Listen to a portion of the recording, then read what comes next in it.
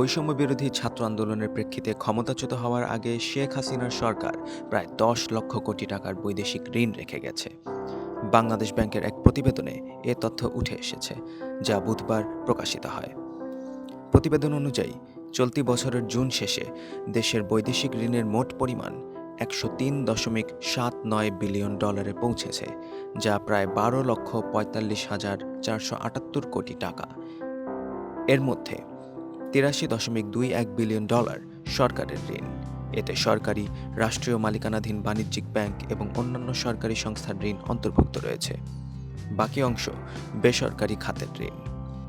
অর্থনীতিবিদরা উল্লেখ করেছেন যে এই ঋণ অধিক সুদ এবং কঠিন শর্তে নেওয়া হয়েছে, যা সরকারি সংস্থাগুলোর পণ্য ও সেবার মূল্য বৃদ্ধির দিকে ইঙ্গিত করে। ২০০৮ থেকে ৯ অর্থবছরের শেষে সরকারের বিদেশি ঋণ ছিল ৫০.৩৬ বিলিয়ন ডলার, যা গত ১৫ বছরে ৫৩.৪২ বিলিয়ন ডলার বেড়েছে। প্রতিবেদন অনুসারে মার্চ ২০২৩ শেষে সরকার ও বেসরকারি খাতের বৈদেশিক ঋণ ছিল ৯৯.৩০ বিলিয়ন ডলার, যা ৩ মাসের ব্যবধানে ৪.৪৮ বিলিয়ন ডলার বেড়েছে। বিশ্লেষকদের মতে, সঠিক ঋণ ব্যবস্থাপনার অভাবে দেশীয় উৎস থেকে ঋণ নেওয়ার প্রবণতা বেড়েছে।